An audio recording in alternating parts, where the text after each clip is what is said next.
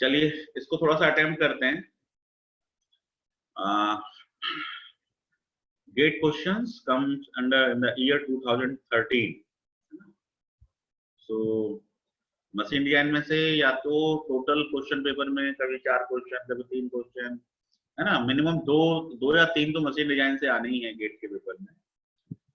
तो ईयर 2013 में आप देखें कि 1 mark question is there. First one is 1 mark question है ना, question 1 and question 2. And in year 2013, question 3 and 4, total 4 questions have come from machine design part, है ना, syllabus. So there is some common data given for the question 3 and question 4, and question 3 and question 4 are written over here. ठीक है, तो अब इसमें हम ये देखें. The first question is a metric thread for pitch 2 millimeter. So pitch is given 2 millimeter. The thread angle is 60 degree. So let the thread angle is theta. So it is 60 degree. So it is a metric thread. So metric thread you can show in this way, that this is the metric thread. In this way, this is the metric thread. So this angle is the thread angle. मैं एक थोड़ा सा enlarged view आपको दिखाऊं. So this angle is the thread angle. So thread angle is given 60 degree in our case. Thread angle is given 60 degree. Okay. Now the thread is inspected for its pitch diameter using 3-wire method. Using 3-wire method. The diameter of the best size wire is. तो चलिए बताइए जरा ये question किस topic का है machine design में. थोड़ा सा मेरे साथ बातचीत करते रहिए. एक दो लोग अपना माइक अनम्यूट रख लें जरा, या जो भी बताना चाहें.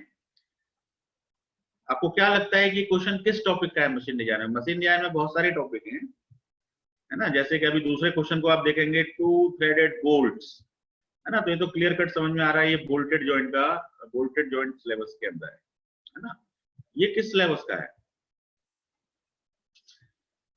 A metric thread of pitch 2 millimeter, है ना. तो एक तरह से कह सकते हो थ्रेडेड जॉइंट का क्वेश्चन है. ये तो मान ही सकते हो थ्रेड्स के ऊपर आ रहा है ना. It is a question of threaded joint. अच्छा, आपको किसी को आइडिया है ये 3-वायर मेथड क्या होती है? What is this three wire method? Three wire method का क्वेश्चन आया. देखिए आप लोगों ने एक सब्जेक्ट पढ़ा है मेट्रोलॉजी, है ना. हो सकता है आपको ये 3-वायर मेथड 2-वायर मेथड आपको वहां पर थोड़े बहुत एक्सप्लेन किए गए. तो anyone have idea about this three wire method?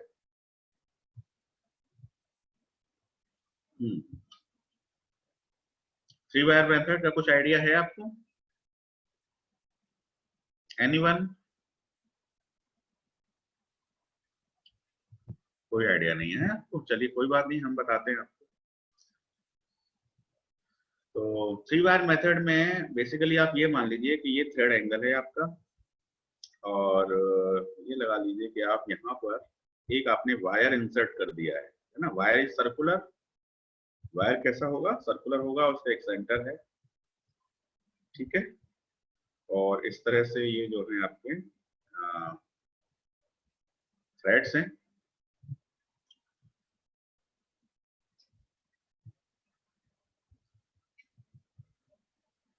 तो इस केस में हमसे क्या पूछा गया है? The diameter of the best size wire, है ना. तो बेस्ट साइज वायर के लिए फॉर्मूला होता है D equal to P/2 cos theta, है ना. D is the diameter for the best wire size. It is given by P/2 cos theta, or don't write it's cos theta. It is cos alpha. So theta is the thread angle. Theta is the thread angle, and alpha is the half of the thread angle. So it is given by half into 60. So this will be 30 degree. So alpha is the half of the thread angle. So you can solve it in this way. So what is the value of P? Which is 2 millimeter. What is alpha? Alpha is 30. So it is 2 cos 30. सो जरा इसको solve करिए. 1 upon cos 30 means sec 30. So what is the value of sec 30? Anyone please solve. अपने calculator ले लीजिए. सी आ रहा है sir, C answer आ रहा है.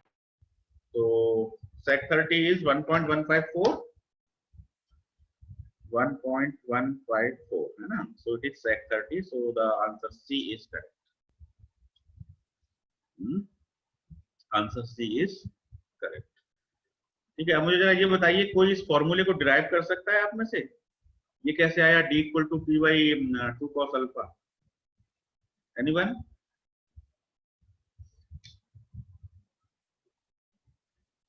मैं जरा स्टॉप शेयर करता हूँ. आप लोग बोलते नहीं है कोई भी. कितने पार्टिसिपेंट्स हैं मेरे साथ? 90 पार्टिसिपेंट्स हैं ना. तो 90 पार्टिसिपेंट्स में से आप लोगों की आवाज तो आनी चाहिए है ना. समझ में आया है तो आना चाहिए आपकी आवाज, या फॉर्मूला आपको डिराइव करना आता है तो आना चाहिए है ना. आप लोग थोड़ा सा जब तक बोलेंगे नहीं तब तक आप कैसे लर्न करेंगे, है ना. तो मेरे साथ एकदम नहीं. सिद्धार्थ चंदेली जी है. Yes sir. हाँ, थोड़ा सा आप बताते रहिए मुझे, है ना. आप बताएंगे तो हो सकता है आपको देखकर 2-4 लोग और भी बोले. तो चलिए मैं दोबारा से शेयर कर रहा हूँ आपको file. So I'm sharing you the file. ये बताइए, ये D equal to P by 2 cos alpha. Can you prove it, Siddharth चंदे? सर फिलहाल तो नहीं कर सकता, बस थोड़ा रिवाइज करना पड़ेगा एक बार. आपने 3 वायर मेथड का नाम सुना है इससे पहले? नहीं सर, 3 वायर मेथड नहीं आता. 3 वायर मेथड का नाम नहीं सुना. देखिए गेट में एक क्वेश्चन आया है 3 वायर मेथड के ऊपर है. तो 3 वायर मेथड में बेसिकली कुछ नहीं होता है. ये मेथड पिच सर्किल डायमीटर को मेजर करने के लिए यूज होती है ना. बोल्ट का एक पिच सर्किल डायमीटर होता है ना. जैसे मान लो मैंने अभी आपको यहाँ थ्रेड दिखाया, तो ये इस तरह से मान लो ऐसे थ्रेड है. तो इसमें नॉमिनल डायमीटर क्या होता है? Outer to outer, that is the nominal diameter. Inner to inner is the core diameter. और एक पिच सर्किल जाता है बीच में से, तो पिच सर्किल से लेके पिच सर्किल तक का जो डायमीटर है वो पिच सर्किल डायमीटर कहलाता है. ठीक है, उसे हम क्या कहते हैं? पिच सर्किल डायमीटर उसको बोलते हैं. ठीक है. तो पिच सर्किल डायमीटर को मेजर करने के लिए ये 3 वायर मेथड यूज होती है. ठीक है, पिच सर्किल डायमीटर को मेजर करने के लिए पिच वायर मेथड होती है. तो इसमें एरर को रिड्यूस करने के लिए 3 सर्कुलर क्रॉस सेक्शन के वायर यूज होते हैं. तो आप ये लगा लीजिए कि थ्रेड के अंदर मान लो मैंने ये सर्कुलर वायर पुट कर दिया है. ठीक है, थ्रेड के अंदर मान लो मैंने ये सर्कुलर वायर पुट कर दिया है. तो आप इसका डायमीटर कैसे निकालेंगे, है ना. तो इसको निकालना बड़ा आसान है. जैसे कि मान लीजिए मैं आपको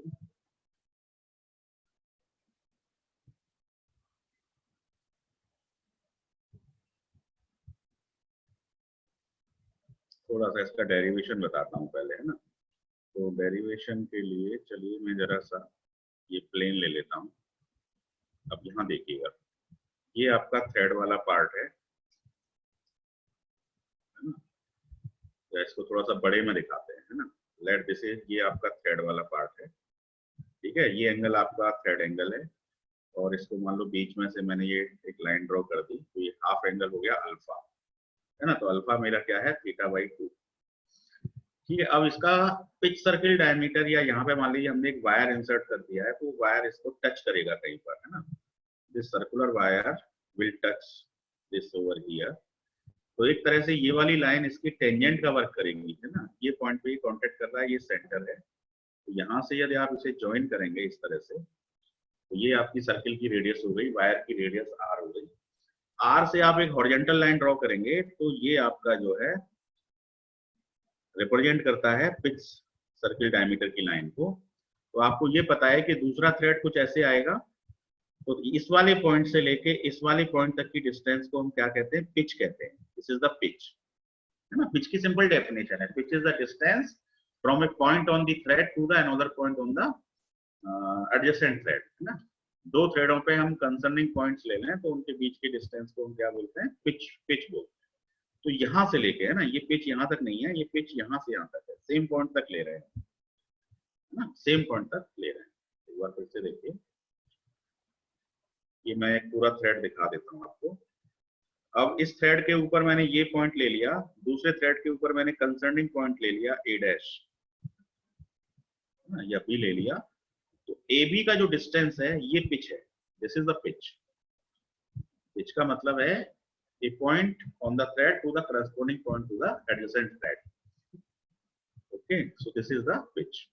अब आप जब इसमें वर्किंग करेंगे तो आपका ये बीच में से मान लो एक लाइन ड्रॉ हो गई है और यहाँ पे आपका ये सर्किल है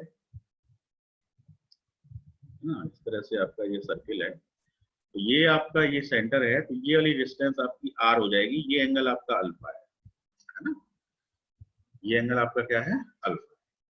तो इस ट्रायंगल पे वर्किंग होती है बेसिकली, है ना। C is the centre of the circle, D and E। तो CD ट्रायंगल को यदि मैं थोड़ा सा इनलार्ज करके दिखा दूं इस तरह से, तो देखो ये तो रेडियस है, ये वाला जो एंगल है, ये वाला एंगल है ना, ये एंगल अल्फा है, तो ये एंगल भी अल्फा हो जाएगा फ्रॉम द ज्योमेट्री, है ना। इन दोनों लाइनों के बीच एंगल अल्फा है, तो इनके परपेंडिकुलर, इसका परपेंडिकुलर ये लाइन हो गई, तो इनके परपेंडिकुलर के बीच भी एंगल अल्फा हो जाएगा। अब इस अल्फा पे यदि आप कॉस अल्फा यूज करेंगे तो बेस अपॉन हाइपोटेनस होता है। Cos alpha is given by base upon hypotenuse. So what is the base? Base is this much, so this distance is, अब देखिए ये पूरा पिच है, तो पिच को कितने पार्ट में डिवाइड कर दिया है हमने? पिच को हमने डिवाइड कर दिया है कई सारे पार्ट्स में डिवाइड कर दिया है, तो ये जो बेस है ये आपका कितना आएगा? पिच का 1/4 आ जाएगा। तो cos alpha is given bye, एक मिनट, ऐसे मान लो थ्रेड्स है,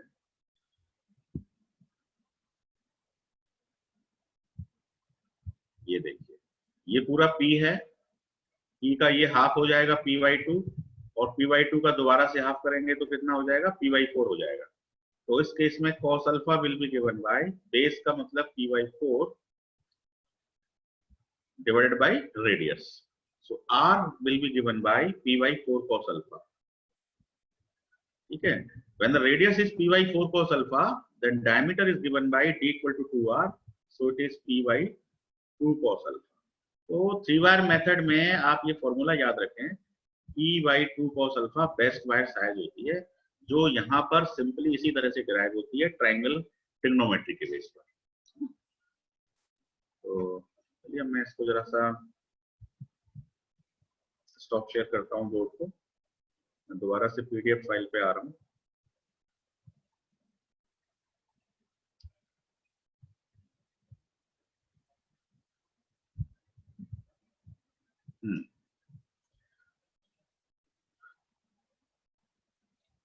तो क्वेश्चन 1 इज क्लियर, फॉर्मूला याद रखेंगे D equal to P/2 cos alpha. चलिए क्वेश्चन नंबर 2 पे चलिए, जरा पढ़ के देखिए सिद्धार्थ चंदेल, और बताइए आप कैसे करेंगे इस क्वेश्चन को, कुछ आइडिया दीजिए कोई भी। क्वेश्चन नंबर 2,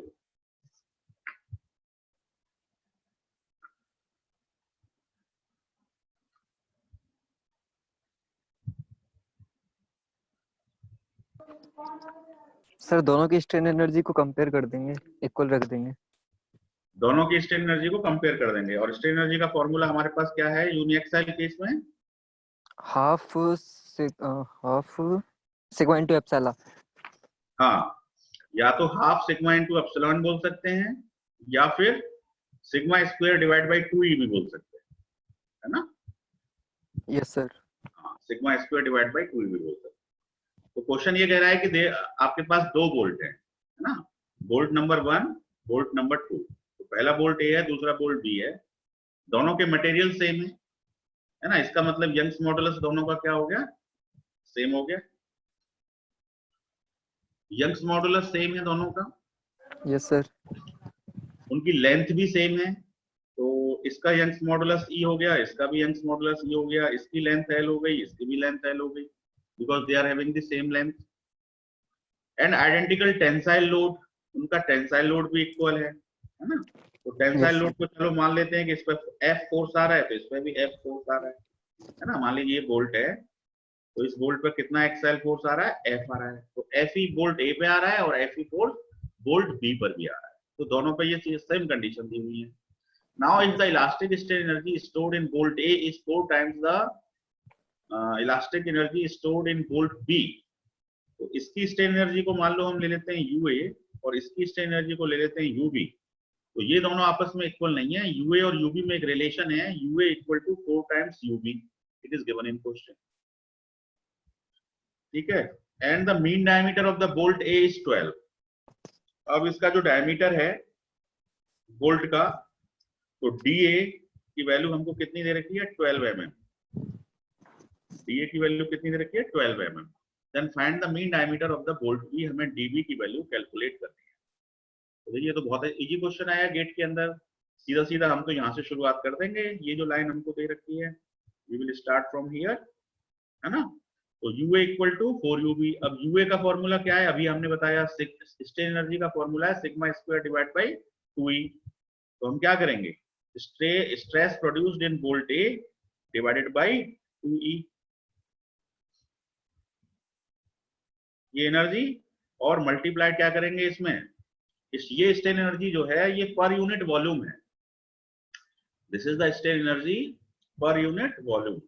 लेकिन यहाँ पे जो बात चल रही है elastic strain energy stored in bolt A, तो यहाँ पर कोई पर यूनिट वॉल्यूम की बात थोड़ी चल रही है, total energy stored in bolt A की बात हो रही है। तो total energy stored in bolt A will be given by, इसमें हम वॉल्यूम से मल्टीप्लाई कर देंगे, तो volume of the bolt A, volume of the bolt A, BA से मल्टीप्लाई कर दिया, एंड दिस एनर्जी इज, दूसरे बोल्ट की एनर्जी निकालें, बोल्ट, ये बोल्ट A की एनर्जी हो गई, ऐसे ही बोल्ट B की एनर्जी हो जाएगी sigma B square divided by 2E, और फिर इसका वॉल्यूम, ठीक है। अब इन दोनों स्ट्रेन एनर्जी में जो रिलेशन है वो कितने का है, 4 का फैक्टर है, 4 टाइम्स UB, उसमें 4 से मल्टीप्लाई कर देंगे। ये लाइन समझ में आ गई आप सबको, Siddharth Chandel, is it clear? Yes sir, है ना। तो हमने रिलेशन बना दिया। अब देखो वॉल्यूम कैसे निकालोगे, वॉल्यूम निकालना बहुत आसान है। वॉल्यूम निकालने के लिए आपको कितना वॉल्यूम होता है बोल्ट का, बोल्ट एक सिलेंडर की तरह है, तो सिलेंडर का टोटल वॉल्यूम कितना होता है, पाई आर स्क्वायर एच, है ना। Yes sir, pi R square H होता है, तो pi by 4 D square L, ऐसा बोल सकते हैं। तो बोल्ट ए का जो वॉल्यूम होगा वो हो जाएगा पाई बाई 4 डी स्क्वायर, डी मतलब DA का स्क्वायर, और उसकी लेंथ हो जाएगी L, है ना, लेंथ तो दोनों की बराबर है। तो ये हमारा वॉल्यूम हो गया, this is the volume for the bolt A. अब इधर आ जाओ, सिग्मा A स्क्वायर।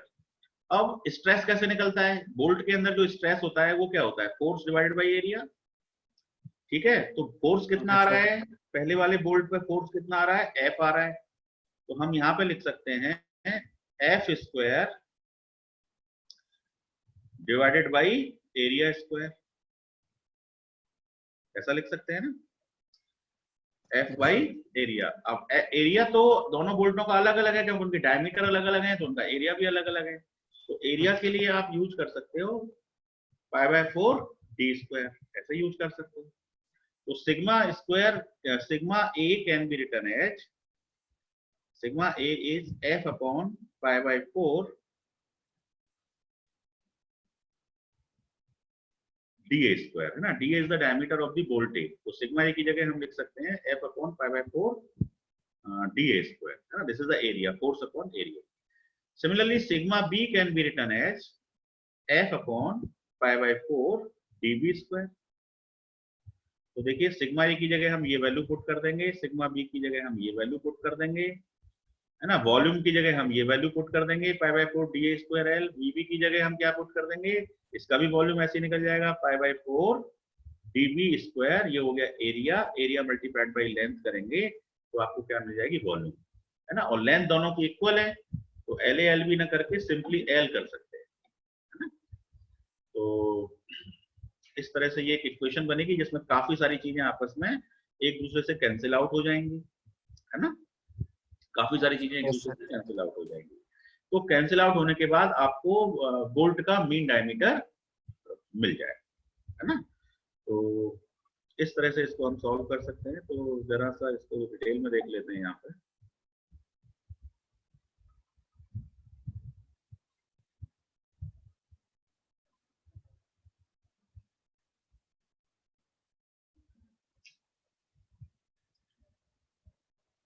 अब देखिएगा यहाँ पे, देखो पहली कंडीशन हमको दे रखी है यूए बराबर 4 यूबी। यूए को हमने लिख दिया sigma A square divided by 2e multiplied by volume, और वॉल्यूम को हमने लिख दिया pi by 4 dA square, this is the area multiplied by length equal to 4 times U B को हमने लिख दिया sigma B square divided by 2e multiplied by volume pi by 4 dV square multiplied by the length,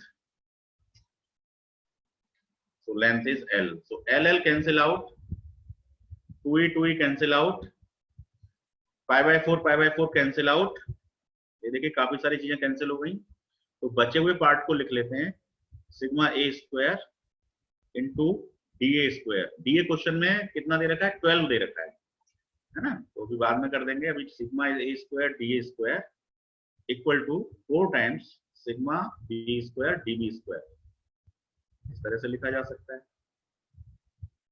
ठीक है, दोनों तरफ root ले लीजिए इसका, थोड़ा सिंप्लिसिटी के लिए रूट लेंगे दोनों तरफ। तो रूट लेने पर आपको क्या वैल्यू मिल जाएगी, इसका रूट इक्वल टू इसका रूट, ऐसे रूट ले सकते हैं, है ना। तो रूट होने पे आपको क्या मिलेगा sigma A D A equal to 4 का root 2 sigma B D B. अब सिग्मा ई मतलब स्ट्रेस, स्ट्रेस मतलब फोर्स अपॉन एरिया, तो फोर्स अपॉन एरिया कितना है pi by 4, area is pi by 4 dA square, this is the area, into dA, dA is given in question, it is 12 millimeter, so 2 times sigma b can be written as F upon area, so it is pi by 4 dB square and multiplied by dB। ठीक है, अब देखिए इसमें फिर से चीजें cancel हो गई, F से F कैंसिल हो गया, F cancel out by F, pi by 4 cancel out by pi by 4। ठीक है, और ये 12 था, इट इज DA बेसिकली, तो DA से DA कैंसिल हो गया, DB से DB कैंसिल हो गया एक तरह से, तो आपको क्या बचा 1 by DA equal to 2 by DB, so DB is given by 2 times DA। now DA is given in question 12 millimeter, so it is 12 to the 24, so DB is 24, that is our answer। ठीक है, इस क्वेश्चन में देखिए कुछ नहीं है, यहाँ से मैंने स्टार्टिंग शुरू की है, वैल्यूज पुट करता गया, काफी चीजें डिडक्ट होती गई, डिडक्ट होने के बाद फाइनल रिलेशन मुझे मिली dB इक्वल टू 2dA, तो mean diameter of the bolt B is 12 millimetre. ठीक है, 12 मिलीमीटर आंसर। तो देखें जरा ऑप्शन में 12 मिलीमीटर आंसर है, वहां वापस PDF पे पहुंचते हैं।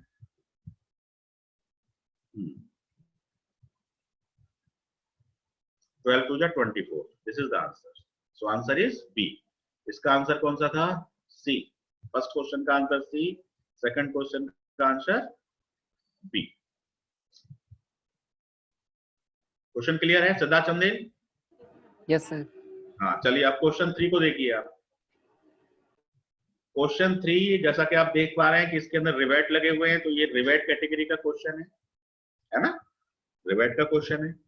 तो जरा इस क्वेश्चन को पढ़िए और पढ़ने के बाद बताइए कि आपका लाइन ऑफ एक्शन क्या होगा इसके सॉल्यूशन के लिए। सभी लोग पढ़ें और इसका लाइन ऑफ एक्शन बताएं। तो अब इसमें हम क्वेश्चन नंबर 3 पर हैं, है ना? Yes sir. ठीक है, क्वेश्चन नंबर 3 पर हैं और ये क्वेश्चन अगेन उसी में आया हुआ है। कौन से डेट में आया हुआ है? डेट 2013 में ही आया हुआ है ना। और ये क्वेश्चन रिवेटेड जॉइंट रिलेटेड है ना। तो कौन सा रिवेटेड जॉइंट है? Single riveted lab joint of 2 similar plates, है ना। This is plate number 1, this is plate number 2। 2 similar plates as shown in the figure below has the following geometrical and material details. So how much force is acting? Force is P, है ना, P force is acting. So data is given, width of the plate W is 200 mm, है ना। So width of the plate is 200, it is given, width of the plate is 200, thickness of the plate is 5, equal to 5, Number of the rivets are 3. This is first rivet, this is second rivet, this is third rivet. You can say in this way. So 3 rivets are there.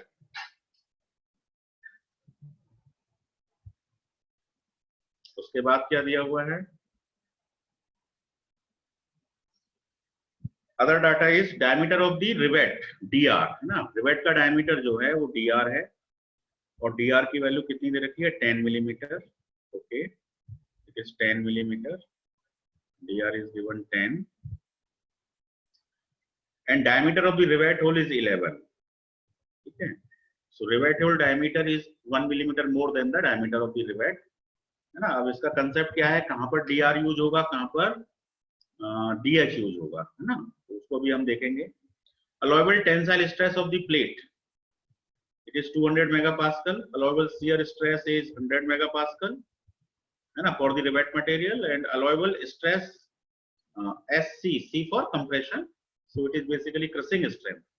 तो 3 तरह की strength दे रखी है, एक तो tensile strength दे रखी है 200, एक शियर स्ट्रेंथ दे रखी है 100 और एक आपकी क्रशिंग स्ट्रेंथ दे रखी है 150, है ना। तो ये हमारे मटेरियल से रिलेटेड हैं। एक तो हमको टेंसाइल स्ट्रेंथ दे रखी है 200, ये तो टेंसाइल स्ट्रेंथ है, और आपका 100 जो है वो कौन सी है? शियर स्ट्रेंथ है, और आपका क्रशिंग स्ट्रेंथ जो है वो 150 है। This is the data given, है ना। डायमीटर इसका कितना है? 11 mm डायमीटर भी है।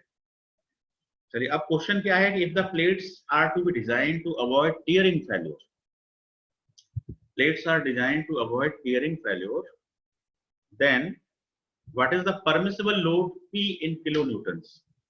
तो इस फोर्स की वैल्यू निकालनी है, परमिसिबल लोड की। तो देखो, टीयरिंग के केस में, है ना, तो इस प्लेट की जो टीयरिंग होगी वो इस पॉइंट पे ऐसे मान लीजिए कि यहां से ये टीयर हो जाएगा, this will be tear from here, this will be tear from here, tear from here, right. So total width is 200। अब इस 200 में से आप डायमेंशन माइनस करेंगे, तो एक तो आप ये डायमेंशन माइनस करेंगे, तो ये होल की डायमेंशन माइनस करेंगे या रिवेट की डायमेंशन माइनस करेंगे। तो सीधी सी बात है कि आप होल बीच में आ रहा है तो होल की डायमेंशन माइनस होगी, है ना। Yes sir, yes. होल की डायमेंशन माइनस होगी, तो होल की डायमेंशन कितनी है? 11 मिलीमीटर। तो एक 11 तो ये माइनस हो जाएगा, दूसरा 11 ये माइनस हो जाएगा, तीसरा 11 ये माइनस हो जाएगा। तो 11 प्लस 11 प्लस 11 इज हो गया 33। तो टोटल जो विड्थ है वो 200 है, तो 200 में से 33 माइनस कर दो। ये हो गई मटेरियल जो कि टीयर हो रहा है ना। ये उस मटेरियल की विड्थ हो गई जो कि टीयर हो रहा है, 200 माइनस 33, और मल्टीप्लाई इसको थिकनेस से कर दें 5 से, तो ये क्या बन गया? एरिया बन गया। और ये कौन सा एरिया हो गया? टीयरिंग एरिया हो गया। तो ये एक तरह से Yes, हमने sir. क्या निकाल लिया? Tearing area. This is a tearing area. तो 200 में से 33 माइनस किया आपने, तो कितना बचा? 177, 167। सो 167 मल्टीप्लाइड बाई 5, इसको मल्टीप्लाई कर दीजिए, कितना आ रहा है जरा बताइए। 167 मल्टीप्लाइड बाई 5, 835 आ गया आपका। तो इसकी यूनिट क्या होगी? 835 मिलीमीटर स्क्वायर इसकी यूनिट होगी, करेक्ट। अब एरिया आपको मिल गया, तो जैसे ही एरिया को आप परमिसिबल वैल्यू से मल्टीप्लाई करेंगे, अब टीयरिंग के केस में आप कौन सी वैल्यू यूज करेंगे? क्रशिंग यूज करेंगे, शियर यूज करेंगे, टेंसाइल यूज करेंगे। टीयरिंग के केस में आप टेंसाइल को यूज करेंगे।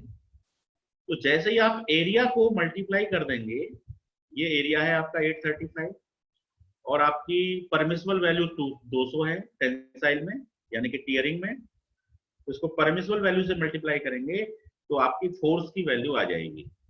तो फोर्स क्या होता है? Area multiplied by permissible stress. तो 835 इंटू 200 आप कर दीजिए, तो आपको मिलेगा 835 इंटू 200 167,000। उसको सॉल्व, आपका आंसर आया 167,000 न्यूटन। ठीक है, यदि आप इसे किलो न्यूटन में कन्वर्ट करेंगे then it will be 167 kilo newton. देखिए ऑप्शन है 167, yes. So option C is correct. ठीक है, third question is over. Third question में कोई डाउट हो तो प्लीज बताइए, इसमें कुछ भी नहीं है। प्लेट की टीयरिंग स्ट्रेंथ पूछी है, तो टीयरिंग एरिया को टेंसाइल स्ट्रेस से मल्टीप्लाई कर दो। अब टीयरिंग एरिया कैसे निकालोगे? एरिया क्या होता है? Length into width. अब विड्थ कितनी है उसकी? 167 विड्थ है, क्योंकि 200 में से 11 11 11 3 टाइम्स उसमें रिवेट होल हो गया है। So 200 minus 33 is 167 multiplied by 5. Total area is this much. Area multiplied by stress, so the force is this much. And when converted to kilonewton, so answer is 167 kilonewton. Question 3 is now over. Now we are moving to question 4. Question 4 देखिए क्या है. If the rivets are to be designed to avoid crushing failure, ठीक है, rivets को कैसे design करना है, crushing failure से डिजाइन करना है. द मैक्सिमम परमिसिबल, दोबारा से पी की वैल्यू निकालनी है ना, लेकिन अब वो क्रशिंग में निकालनी है, रिवेट्स के क्रशिंग में निकालनी है. अभी हमने प्लेट के टीयरिंग में निकाली है, अब हमको रिवेट्स के क्रशिंग में निकालनी है. तो आपको पता है क्रशिंग का एरिया क्या होता है, dt. What is the area for the crushing? Crushing area is dt. ठीक है, और कितने यहाँ पे रिवेट्स हैं? 3 rivets are there, so area will be 3 times, so 3 dt will be the area, है ना. एक रिवेट का एरिया dt, 3 रिवेट का एरिया 3 dt. अब ये डायमीटर है, तो अब यहाँ पे देखो रिवेट होल का डायमीटर लोगे या रिवेट का डायमीटर लोगे? जब क्रशिंग हो रही है तो क्रशिंग किसकी हो रही है, होल की क्रशिंग हो रही है या रिवेट की क्रशिंग हो रही है? सर रिवेट की होगी. क्रशिंग तो रिवेट की हो रही है, तो अब यहाँ पर हमको रिवेट का डायमीटर लेना पड़ेगा, और रिवेट का डायमीटर कितना दे रखा है, 10. तो हम d की जगह अब यहाँ 10 यूज करेंगे, तो ये हो गया 3 multiplied by 10 multiplied by plate thickness is 5. तो ये कितना हो गया, 10 5 50, 50 into 3 150. So it is 150 millimetre square is the area. Area मिल गया. एरिया को शियर स्ट्रेस से मल्टीप्लाई कर दो, क्योंकि ये शियर से नहीं क्रशिंग से मल्टीप्लाई कर दो, क्योंकि हमें क्रशिंग में डिजाइन कर रहे हैं. सो 150 मल्टीप्लाइड बाई 150, है ना, ये हमारी क्या हो जाएगी, फोर्स की वैल्यू हो जाएगी 150 मल्टीप्लाइड बाई 150. सो 150 इंटू 150 कितना हो गया, 225.00 equal to P. When it is converted to kilo newton, so it is 22.5 kilo newton. So our answer is 22.5. Option है, देखिए वहां पर क्वेश्चन में, yes 22.5 is the option. So this is C is the option, है ना. So C is right. So answer is C. So fourth question is also over. तो देखिए 2013 के गेट में आप देखें तो 4 क्वेश्चन आए मशीन डिजाइन से. कितने क्वेश्चन आए, 4. अब उन 4 में से एक आपका सिंपली वायर मेथड पे है, दूसरा क्वेश्चन आपका थ्रेडेड जॉइंट पे है, ठीक है, स्ट्रेन एनर्जी पे है. इसका मतलब एक तरह से ये भी कह सकते हो कि स्टैटिक लोडिंग पर है ना, स्टैटिक लोडिंग का क्वेश्चन है एक तरह से. तीसरा क्वेश्चन रिवेटेड जॉइंट पे है, चौथा क्वेश्चन भी रिवेटेड जॉइंट पे है. कॉमन डाटा दिया हुआ है ना. ये 2-2 नंबर के क्वेश्चन है, वो 1-1 नंबर के क्वेश्चन है. तो मशीन डिजाइन का वेटेज इतना ही होगा. जब आप गेट 2021 में अपीयर होंगे तो आपका वेटेज इतना ही आएगा, या तो 4 क्वेश्चन आ जाएंगे, या 3 क्वेश्चन, 3 या 4, 3 या 4 ऐसे ही क्वेश्चन आते हैं मशीन डिजाइन से, है ना. वो किसी भी टॉपिक से हो सकते हैं. अब यहाँ पे देखो रिवेट से आया और वोल्टेज और स्टैटिक लोडिंग से आया. यहाँ पे कुछ भी फ्लक्चुएटिंग लोड का कोई क्वेश्चन नहीं है, स्प्रिंग का कोई क्वेश्चन नहीं है, कपलिंग का कोई क्वेश्चन नहीं है. तो पढ़ने आपको सारे टॉपिक पढ़ेंगे, लेकिन कौन से टॉपिक से क्वेश्चन आ जाए ये कुछ कहा नहीं जा सकता. सो ये मैंने 2013 से आपको मतलब निकाल लिया था कि कितने क्वेश्चन मशीन डिजाइन में है. अब 2012 में देखिए, है ना, 2012. अब 2012 में हम अब कंसंट्रेट करेंगे क्वेश्चन नंबर 5 पर, ठीक है, क्वेश्चन नंबर 5. अब क्वेश्चन नंबर 5 में देखो फिलेट वेल्डेड जॉइंट, तो ये वेल्डेड जॉइंट का क्वेश्चन हो गया. Subjected transverse loading F. अब ये F जो है ट्रांसवर्स लोडिंग बोली जा रही है. क्यों बोली जा रही है ट्रांसवर्स लोडिंग? क्योंकि जो फिलेट की लेंथ है और जो फोर्स की लाइन ऑफ एक्शन है, उन दोनों के बीच कितना एंगल बन रहा है, 90 डिग्री का एंगल बन रहा है, ठीक है, 90 डिग्री का एंगल बन रहा है. So it is a transverse loading, right, as shown in the figure. Both legs of the fillets are of 10 millimeter size, है ना. डबल फिलेट है ये single one fillet is one length is here and another length is here, so it is a double fillet. 10 millimeter size. अब size, अब देखो fillet का क्या रहता है, फिलेट जनरली ट्रायंगल शेप में आप जानते हैं, तो इसको हम क्या बोलते हैं, एस, इसको बोलते हैं एस, और इसका एक थ्रोट होता है टी, है ना. वेल्डेड जॉइंट में फिलेट के अंदर ये आपको पता होना ही चाहिए. एस को हम क्या कहते हैं, लेग ऑफ द वेल्ड. कभी कभी लोग इसको साइज ऑफ द वेल्ड भी बोलते हैं. तो लेग आ जाए, साइज आ जाए, एक ही बात है. एस और टी आपका थ्रोट है. टी और एस में रिलेशन होती है S/√2, थ्रोट जो होता है वो S/√2 होता है। तो अब हमारे क्वेश्चन में क्या दे रखा है, 10 मिलीमीटर साइज। तो S की वैल्यू 10 दे रखी है हमें। जब S की वैल्यू 10 दे रखी है तो हमारे लिए T की वैल्यू हो गई 10/√2। ठीक है, 10/√2 को जरा सॉल्व करिए, कितना आ रहा है आंसर। सब लोग कैलकुलेटर लेके बैठो और बताओ आंसर कितना आ रहा है 10/√2। मैंने सॉल्व कर लिया, 7.071 आ रहा है। तो T की वैल्यू हो गई 7.071 mm। ठीक है, थ्रोट मिल गया हमें। अब वेल्ड लेंथ 30 है, तो ये 30 है लेंथ 30। ठीक है, अब इस थ्रोट वाले पोर्शन पे यदि मैं क्रॉस सेक्शन लूं एरिया, तो एरिया की वैल्यू क्या होगी, T इंटू एल। ठीक है, इस थ्रोट वाले पोर्शन पे तो इसकी लेंथ कितनी है 30, तो एरिया होता है हमेशा TL, A equal to TL। अब यदि ये डबल फिलेट है तो ट्वाइस TL हो जाएगा, सिंगल फिलेट है तो सिंगल TL हो जाएगा। ठीक यस है, सर। राइट। अब हम हमारे केस में डबल फिलेट है तो हमारे केस में एरिया कितना हो जाएगा, 2TL हो जाएगा यहाँ पे।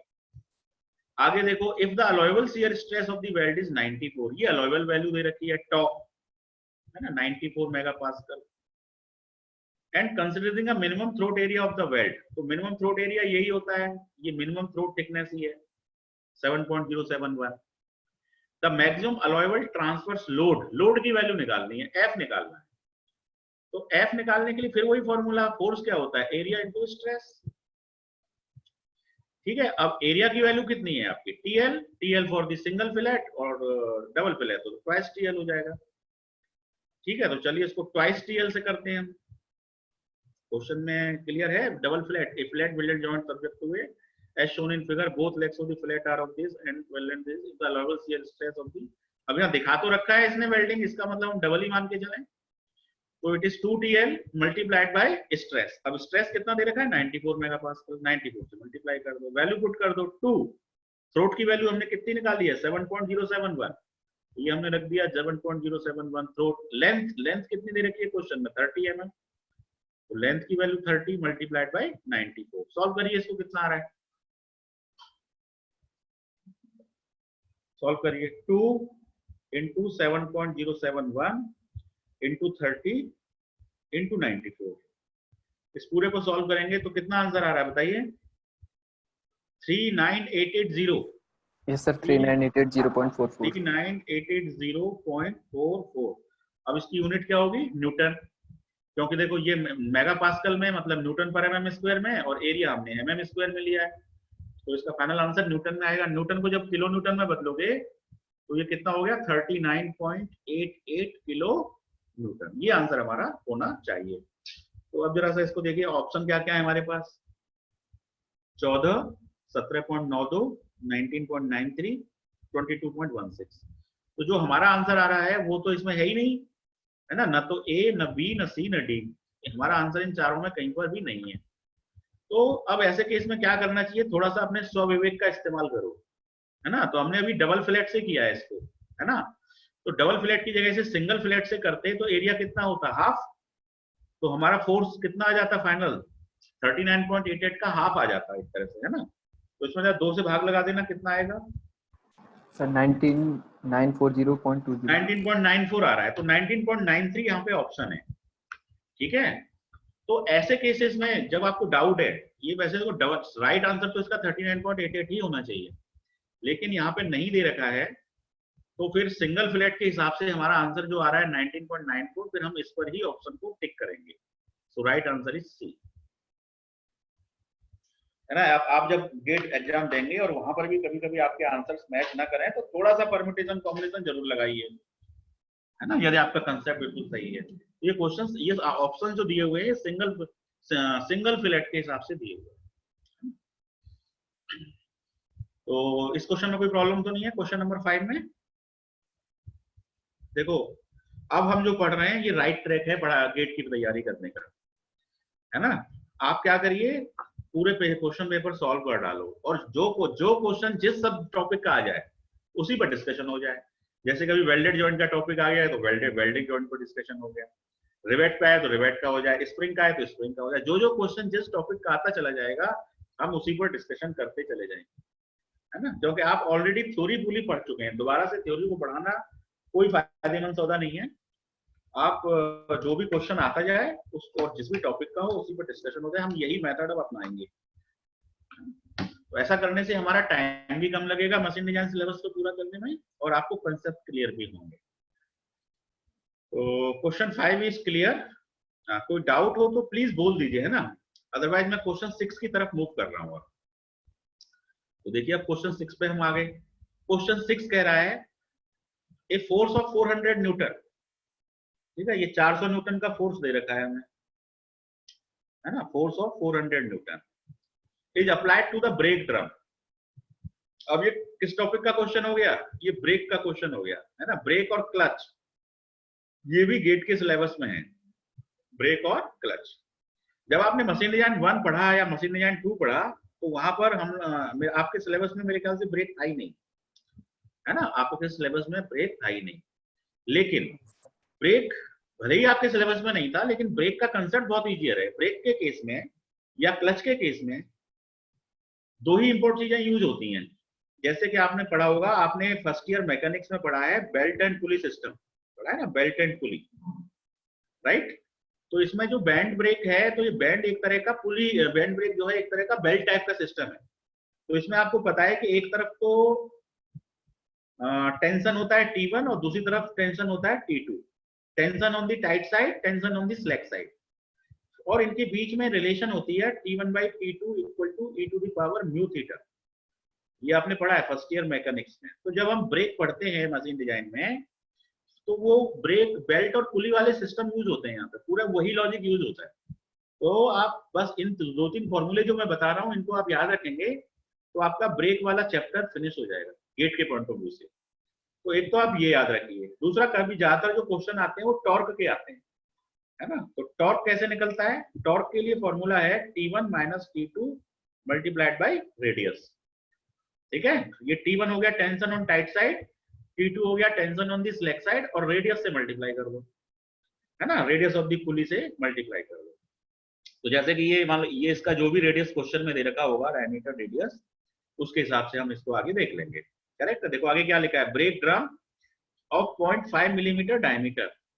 तो डी की वैल्यू 0.5 दे रखी है, 0.5 मीटर, मीटर को मिलीमीटर में बदल लो, कितना हो गया 0.5 इंटू 1000, 500 mm, ठीक है। जब डी 500 हो गया तो रेडियस आपकी d/2 से कितनी हो गई 250। तो ये रेडियस की वैल्यू आपके केस में 250 मिलीमीटर है, ठीक है। T1/T2 e to the power mu theta, ये म्यू कुछ नहीं है, कोएफिशिएंट ऑफ फ्रिक्शन है, ठीक है। ब्रेक के केस में फ्रिक्शन लाइनर यूज होता है, तो उसका जो कोएफिशिएंट ऑफ फ्रिक्शन होता है मटेरियल का, दैट इज गिवन म्यू। तो हो सकता है क्वेश्चन में वैल्यू दे इसकी दी होगी या निकालनी होगी। T1 T2 e to the power mu theta. Theta क्या है, थीटा एंगल ऑफ रैप होता है। जैसे कि मान लो ये कोई पुली है, ठीक है। अब इस पुली के ऊपर मान लीजिए कि आपने बेल्ट लगाया, और बेल्ट आपने पॉइंट ए से लेके पॉइंट बी तक ही लगाया है केवल। दिस इज द पोर्शन जहां पे आपने बेल्ट को, बेल्ट टच में है पुली के साथ। तो एंगल ऑफ रैप कितना हो गया 90 डिग्री, ठीक है। एंगल ऑफ रैप कितना हो गया 90 डिग्री। लेकिन इस फॉर्मूले में थीटा को हमेशा रेडियन में यूज किया जाता है। तो 90 डिग्री का मतलब कितने रेडियन हो गया π/2। तो हम थीटा को π/2 यूज करेंगे यदि 90 डिग्री हमारा रैप एंगल होगा तो। सिमिलरली मान लीजिए कि आपकी ये पुली है और आपने बेल्ट को ऐसे लपेटा हुआ है ए से लेके बी तक। तो इस पर्टिकुलर केस में आप देखें कि आपका एंगल कितना हो गया 180 डिग्री, और 180 डिग्री का मतलब पाई रेडियन। तो इस केस में रैप एंगल π/2 है, इसमें पाई है।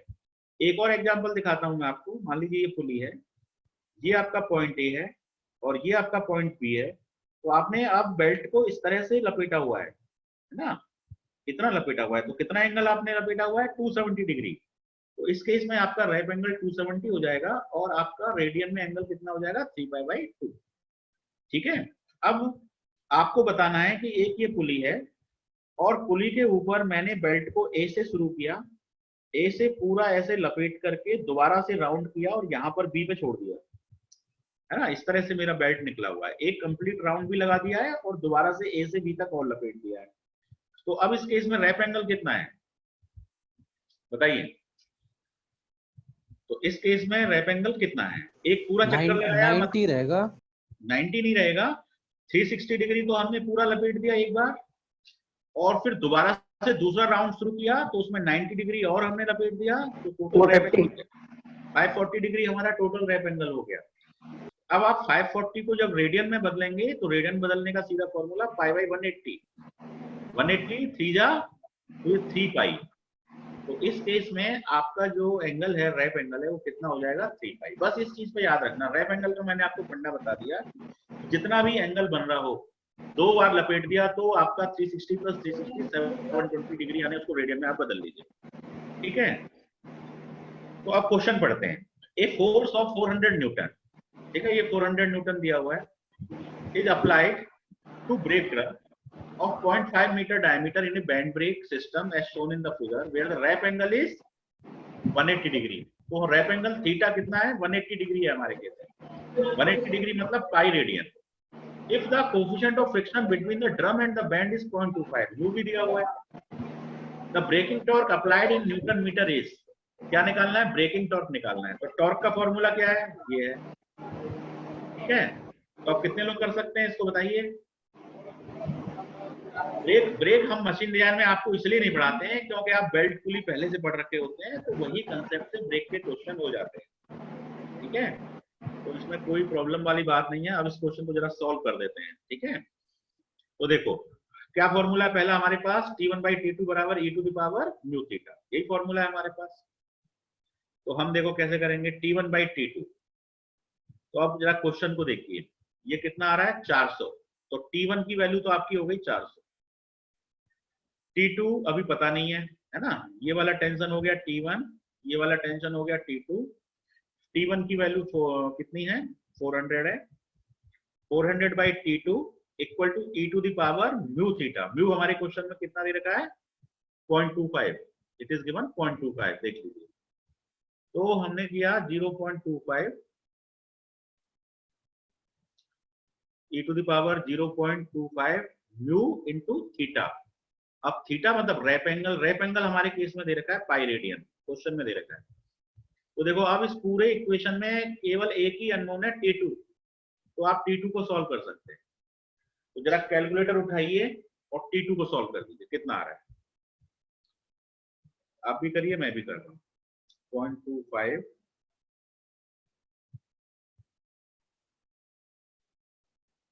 शिफ्ट ln किया, e की पावर आ गया 0.25 पाई, इसकी वैल्यू हो गई 2.193 और 400 बाई दिस मच, उसको मैंने इन्वर्स किया और इनटू 400, ये 182.37 आ रहा है। जरा आप भी चेक कर लीजिए, T2 की वैल्यू जो आ रही है 182.37 न्यूटन आ रही है T2 की वैल्यू। ठीक है, tension on the slack side. अब क्वेश्चन हमसे क्या पूछा है, टॉर्क बताइए, what is the braking torque, है ना। तो ब्रेकिंग टॉर्क का फॉर्मूला क्या है, T1 minus T2 into R। Braking torque का फॉर्मूला है T1 minus T2 multiplied by R। अब T1 हमारा कितना है 400, क्वेश्चन में दे रखा है T1 तो 400, माइनस T2 हमने निकाला 182.37 से, ये हमारा आ गया, मल्टीप्लाइड बाय रेडियस। तो डायमीटर हमारा दे रखा था 500 mm, रेडियस हो गई थी 250 mm, 250 से मल्टीप्लाई करो, सॉल्व कर दो, कितना आ रहा है, सॉल्व करिए। 54.4, कितना, 54.4। yes sir। Okay okay, so 54.4 is available, option B is correct. So option B is final. इस क्वेश्चन में कोई प्रॉब्लम हो तो जरा बोलिए। ना सर नहीं है, बहुत इजी होता है ना।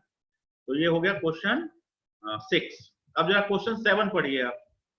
अब क्वेश्चन 7 जो है वो शाफ्ट से रिलेटेड है ना, शाफ्ट से रिलेटेड है, शाफ्ट डिजाइन से रिलेटेड है।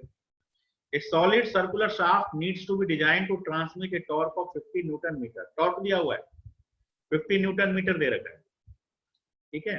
50 न्यूटन मीटर का मतलब हो गया 50 into 10 to the power 3 newton millimeter. So torque is given 50 into 10 to the power 3 Newton mm. This is given.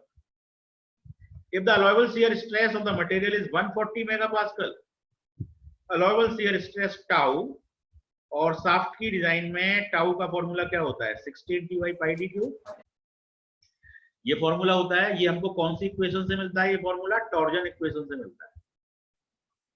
है ना, टॉर्जन इक्वेशन से मिलता है। टॉर्जन इक्वेशन आपको याद होगी, mt बाई जे, mt मतलब टॉर्क है ना, mt बोलिए या t बोलिए, mt by J equal to क्या होता है, tau by R equal to G theta by L.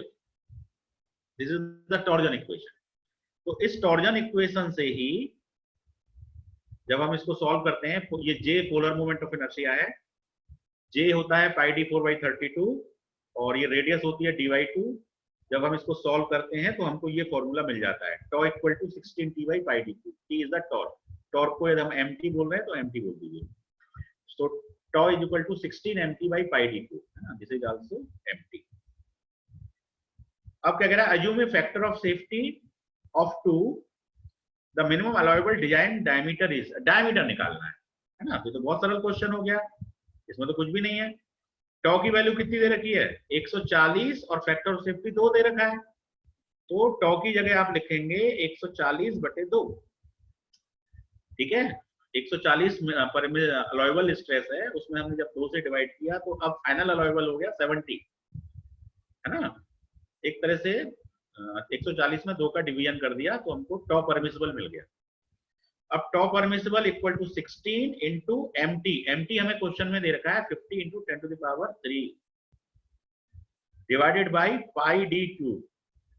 अब इस पूरी इक्वेशन में केवल d ही अननोन है, तो सॉल्व करके बता दीजिए d कितना आ रहा है। उठाइए कैलकुलेटर और सॉल्व कर दीजिए, मैं भी सॉल्व कर देता हूं। 16 इंटू 50 10⁻³ डिवाइडेड बाई पाई, ठीक है, और डिवाइडेड बाई 70, है ना, डी क्यूब उधर चला जाएगा तो डिवाइड बाई 70 और फिर इसका क्यूब रूट है, तो इसका क्यूब रूट कर दिया हमने 1/3। तो आंसर कितना आ रहा है आपका बताइए। मेरा तो आ रहा है 15.37, आपका 15.37 है ना। तो 15.37 है, इसका मतलब 3792। 3792 बिल्कुल सही है। तो हम कौन से ऑप्शन पे आप टिक करेंगे, ऑप्शन बी। देखो ये 8 mm, 16 mm, 24 mm, 32 mm, हमारा आंसर 15.37 आया है। तो 15.37 हमारा आंसर है, तो we will pick option B as the final diameter for the shaft. तो कितना, ये भी स्टैटिक लोडिंग का ही क्वेश्चन है एक तरह से, है ना, स्टैटिक लोडिंग का ही क्वेश्चन। तो दिस क्वेश्चन इज ओवर। कोई डाउट मेरे ख्याल से इसमें आपकी नहीं होगी, क्योंकि सिंपल एक फॉर्मूला लगाया और कुछ नहीं किया। चलिए क्वेश्चन 8 देखिए अब जरा, है ना। Question 8, 2 identical ball bearings. अब ये कौन से चैप्टर से रिलेट हो गया, ये क्वेश्चन किस चैप्टर का हो गया, रोलिंग कॉन्टैक्ट बियरिंग का, ठीक है। दोनों बियरिंग हमारे कोर्स में है, रोलिंग कॉन्टैक्ट बियरिंग और स्लाइडिंग कॉन्टैक्ट बियरिंग, ठीक है। आईसी इंजन गेट के सिलेबस में नहीं है, तो उस पर बिल्कुल हमें फोकस करना भी नहीं है और ना उसका कोई क्वेश्चन फिलहाल आने वाला है। तो रोलिंग कॉन्टैक्ट बियरिंग में जो मेन इंपॉर्टेंट चीजें होती हैं, लाइफ वगैरह के रिलेटेड जो क्वेश्चन होते हैं, तो इसमें फॉर्म क्या दिया, 2 identical ball bearings P and Q, दोनों ही आइडेंटिकल है, operating eight loads 30 kilonewton and 45 kilonewton, ठीक है। तो दोनों के लोड अलग अलग हैं, है ना, उनकी वैसे उनकी जो डिजिग्नेशन वगैरह है वो सब उनका आइडेंटिकल है। The ratio of the life of the bearing P to the life of the bearing Q, life का रेशियो निकालना है। तो चलिए मान लेते हैं कि लाइफ का एक जनरल फॉर्मूला होता है ना, एल्टन लाइफ का जनरल फॉर्मूला होता है C/P to the power K, याद आ रहा होगा आपको। लाइफ का जनरल फॉर्मूला होता है C/P to the power K, rolling contact. अब C क्या होती है, डायनेमिक लोड कैपेसिटी होती है, और P होता है जितना फोर्स बियरिंग पे आ रहा है। तो देखो फोर्स कितना आ रहा है, 30 का आ रहा है बियरिंग नंबर पहली पर, मतलब P बियरिंग पे, बियरिंग का नाम P है, पहली बियरिंग P है, दूसरी बियरिंग Q है, ठीक है। तो पहली पे फोर्स है 30, दूसरी पे फोर्स है 45, तो हमें P तो पता है क्वेश्चन, है ना। अब K कांस्टेंट है, K की वैल्यू 3 होती है बॉल बियरिंग के लिए, और Q3 होती है रोलर, किसके लिए होती है, रोलर्स के लिए। यदि रोलिंग बॉल बियरिंग है तो 3 लेंगे, तो हमारे केस में कैसी बियरिंग है, ये बॉल बियरिंग है, क्वेश्चन में लिख रहा है बॉल बियरिंग है, तो हम K की वैल्यू यहाँ पे 3 लेंगे, ठीक है। तो चलिए लाइफ मान लेते हैं कि बियरिंग, पहली बियरिंग की लाइफ L1 है या LP है, P फॉर P बियरिंग, और दूसरी बियरिंग की लाइफ एल क्यू है, पहली की एल पी है, दूसरी की एल क्यू है। तो दोनों का रिलेशन जब करेंगे तो डायनेमिक लोड कैपेसिटी तो दोनों की सेम मान ली जाएगी क्योंकि वो आइडेंटिकल है। देखो क्वेश्चन क्या कह रहा है, two identical ball bearings. Identical ball bearings का मतलब है कि उनकी जो डायनेमिक लोड कैपेसिटी है वो दोनों की बराबर है। तो C तो कैंसिल आउट हो जाएगा और P के इनवर्सली प्रोपोर्शनल में है ये। तो एक तरह से हमको फॉर्मूला मिल जाएगा, force on bearing Q divide by force on F, लिख देते हैं ना, F on Q divide by F on P to the power K। तो यहाँ पे आई रहा आंसर। और K की वैल्यू हमने क्या ले ली, 3 ले ली। तो LP by LQ equal to FQ by FP to the power 3। ठीक है, अब क्या कह रहा है, 30 और 45 ये हमें क्वेश्चन में दे रखे हैं। तो FQ हमें 45 दे रखा है, FP 30 दे रखा है, 27/8 आ रहा है आंसर। हाँ बिल्कुल सही है। 15 3 या 45, तो ये 3/2 to the power 3, 3 cube 27, 2 cube 8। तो वो रेशियो पूछ रहा है, रेशियो हमने निकाल लिया, रेशियो हमारा 27/8 आ रहा है। So which option is correct, option B, option B is correct. देखो कितने सरल सरल क्वेश्चन आते हैं गेट में, कुछ नहीं है, डिवाइड करना था बस, है ना। अब क्वेश्चन नंबर 9 पे चलिए। अब क्वेश्चन नंबर 9 फिर से किसका क्वेश्चन है, फिर से उसी का क्वेश्चन हो गया, काय का, ब्रेक का क्वेश्चन हो गया। तो ब्रेक में तो वही फॉर्मूले चलते हैं जो मैंने अभी आपको बताए। क्या क्या फॉर्मूले बताए, दो ही फॉर्मूले याद रखो, एक रखो याद T1 by T2 equal to e to the power mu theta, और दूसरा याद रखो T1 minus T2 into are. ठीक है, ये टॉर्क का फॉर्मूला है और ये एक वैसा फॉर्मूला है। ये किसका फॉर्मूला है, टॉर्क mt।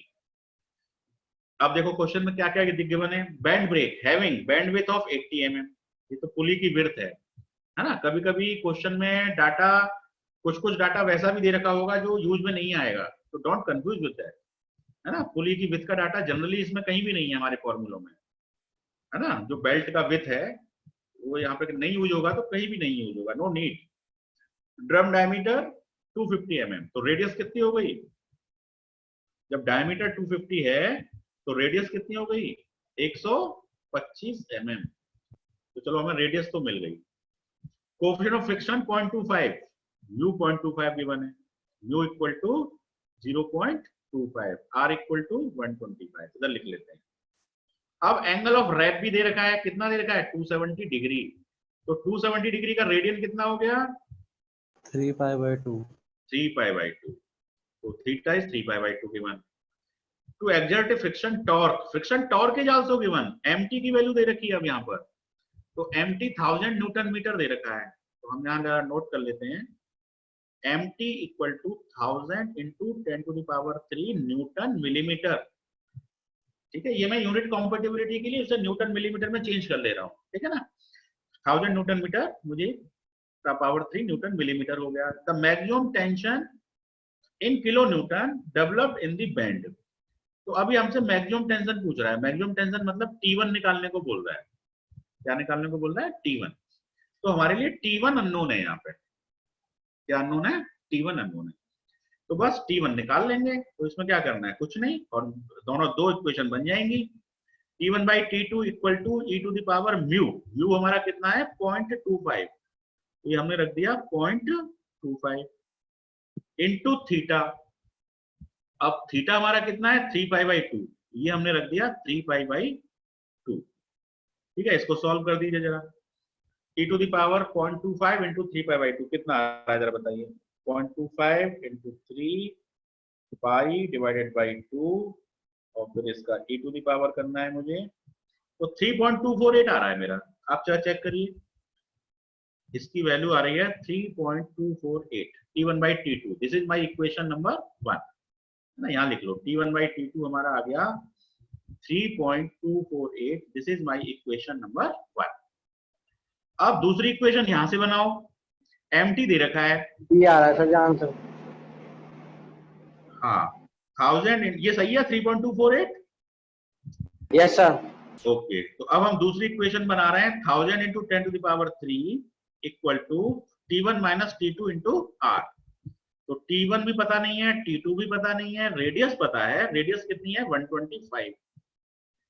तो यहां से हमको इक्वेशन मिल गई T1 minus T2 equal to 1010 divide by 125। तो जब आप इसे सॉल्व करेंगे तो मेरे ख्याल से ये 8000 आ रहा है। देखिए कितना आ रहा है सॉल्व करके, यही आ रहा है, यही आ रहा है। 8000 है ना। तो ये हमारी दूसरी इक्वेशन हो गई T1 by T2 equal to 8000। T1 minus T2, no, T1 minus T2 not upon T2 is 8000 is equation number 2। अब देखो दो इक्वेशन है और दो ही अननोन है आपके पास, तो बड़े इजीली सॉल्व हो जाएगा कि नहीं हो जाएगा। तो जब अब Yes, इसको, sir.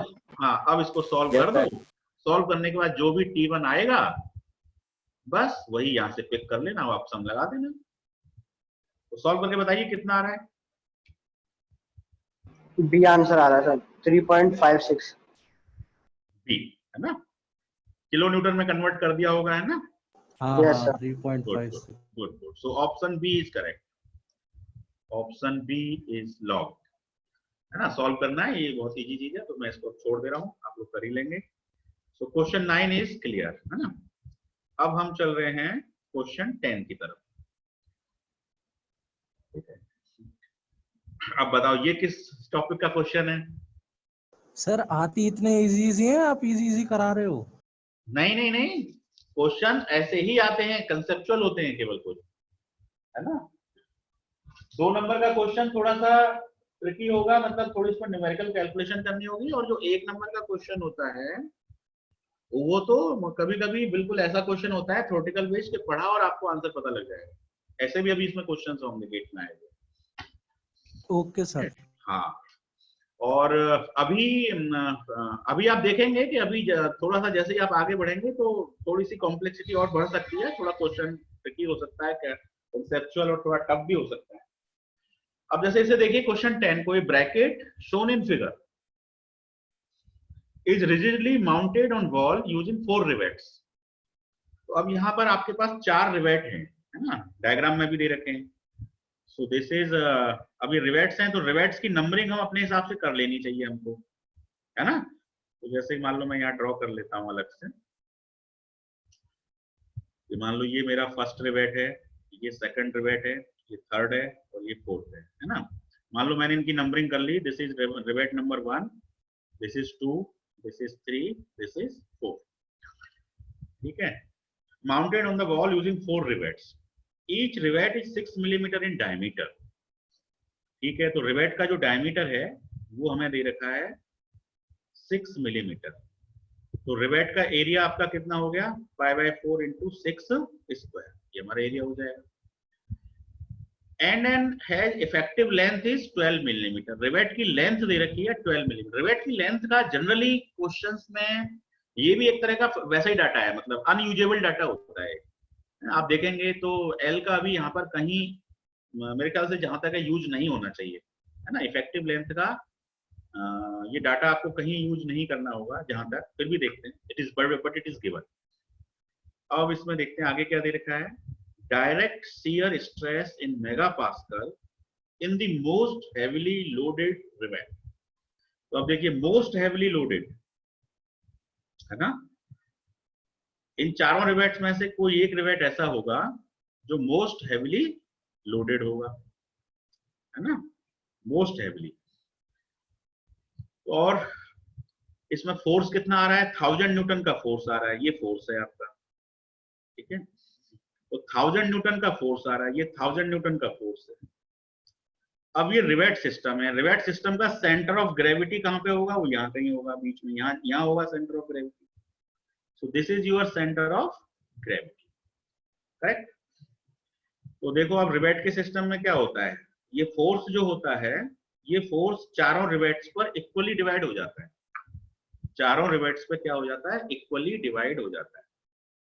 तो 1000 को 4 जगह डिवाइड कर दें तो कितना आंसर आया, प्राइमरी शियर फोर्स, है ना। इसमें रिवेट के केस में 2 चीजें चलती हैं, एक होती है प्राइमरी शियर फोर्स और एक होती है सेकेंडरी शियर फोर्स। तो प्राइमरी शियर फोर्स को हम कहते हैं P1 डैश पहले रिवेट पर, दूसरे रिवेट पे हम कहते हैं P2 डैश दूसरे रिवेट पर, similarly on third rivet P3 dash then P4 dash. ये हमारे प्राइमरी शियर फोर्स हैं, और इन प्राइमरी शियर फोर्स को ही हम डायरेक्ट शियर स्ट्रेस भी शियर फोर्स भी कहते हैं, डायरेक्ट शियर फोर्स भी कहते हैं। तो रिवेट नंबर 1 पर प्राइमरी शियर फोर्स कितना हो गया 250। रिवेट नंबर 2 पे कितना हो गया, इस पर भी 250, इस पर भी 250 और इस पर भी 250। ये डायरेक्ट शियर फोर्स जो होता है, प्राइमरी शियर फोर्स होता है, ये इक्वली डिवाइड हो जाता है। ये आपने पढ़ा है ना मशीन डिजाइन में, ये तो हमारा था ही सिलेबस में, दैट यू हैव स्टडीड 250। अब एक होता है सेकेंडरी शियर फोर्स, पी, वो इसको हम कहते हैं P1 double dash, P2 double dash, P3 double dash और P4 डबल डैश। ठीक है, अब ये आपस में इक्वल नहीं होते हैं, है ना, इक्वल नहीं लगाना है मुझे यहाँ पर, ये सबकी ये मतलब डिजिग्नेशन है। P1 डबल डैश पहले वोल्ट पर, P2 डबल डैश दूसरे पर, P3 डबल डैश और P4 डबल डैश। अब P1 डबल डैश की जो वैल्यू होती है constant into R1, constant into R2 दूसरे पर, कांस्टेंट इंटू R3 तीसरे पर, कांस्टेंट इंटू R4 चौथे पर। अब ये कांस्टेंट के लिए एक जनरल फॉर्मूला होता है हमारे पास, आपको याद आ जाएगा। कांस्टेंट को निकालने का एक जनरल फॉर्मूला होता है C equal to movement divided by R1 square plus R2 square plus R3 square plus R4 square. यदि 4 रिवेट है तो R4 स्क्वायर तक जाएगा, यदि रिवेट 6 होते तो ये R6 स्क्वायर तक आप इसको बढ़ा देते। फॉर्मूला यही रहता है, ठीक है, CR5 CR6 बढ़ जाता और ये फॉर्मूला यही रहता। तो बस रिवेट के क्वेश्चन सॉल्व करने में, है ना, प्लेन ऑफ शियर में बस यही चीजें इंपॉर्टेंट होती है। एक तो ये कांस्टेंट का फॉर्मूला आप याद रखें, सेकेंडरी शियर फोर्स ऐसे निकलता है, primary shear force equally divide हो जाता है। अब क्वेश्चन पे ध्यान दें कि क्वेश्चन हमसे क्या पूछ रहा है। क्वेश्चन ये पूछ रहा है कि डायरेक्ट शियर स्ट्रेस, तो डायरेक्ट शियर स्ट्रेस का मतलब ये प्राइमरी शियर स्ट्रेस से रिलेट कर रहा है ना, प्राइमरी शियर स्ट्रेस से रिलेट कर रहा है। और यूनिट है मेगा पास्कल, मतलब न्यूटन पर mm square in the most heavily loaded rivet. ठीक है, अब देखो क्वेश्चन में कैसा ट्विस्ट है। डायरेक्ट शियर स्ट्रेस तो हर रिवेट पे बराबर ही होता है ना, डायरेक्ट शियर स्ट्रेस जो होता है वो हर रिवेट पर बराबर ही होता है। तो in the most heavily loaded rivet बोलने से क्या कोई अंतर पड़ जाएगा? कोई अंतर नहीं पड़ेगा, चाहे वो लीस्ट हैवीली लोडेड होगा उस पर भी डायरेक्ट शियर स्ट्रेस उतना ही होगा। ठीक है, क्योंकि वो तो इक्वली डिवाइड होता है। तो आप, ये क्वेश्चन बहुत इजी हो गया, आपको अभी तक तो कुछ फाइंड करने की जरूरत ही नहीं है। आप, अब क्या हुआ, बहुत सारे बच्चे तो इस बात में लग जाते हैं कि मोस्ट हैवीली लोडेड रिवेट कौन सा है।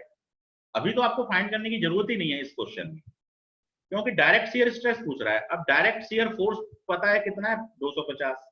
डायरेक्ट शियर फोर्स 250 है, हर रिवेट पर 250 है ना, तो हर रिवेट पर डायरेक्ट शियर स्ट्रेस भी सेम होगा। तो डायरेक्ट शियर स्ट्रेस निकालने के लिए, है ना, डायरेक्ट शियर स्ट्रेस निकालने के लिए हमें क्या करूंगा, sigma shear stress tau equal to force हमारा है 250 divided by area of the rivet. Area कितना है रिवेट का, π/4 इंटू 6 स्क्वायर। तो आप इसे लिखिए π/4 इंटू 6 स्क्वायर। सॉल्व करिए कितना आ रहा है, इसको जरा सॉल्व करके बताइए, what is the value coming over here. 250 by π/4 6 square,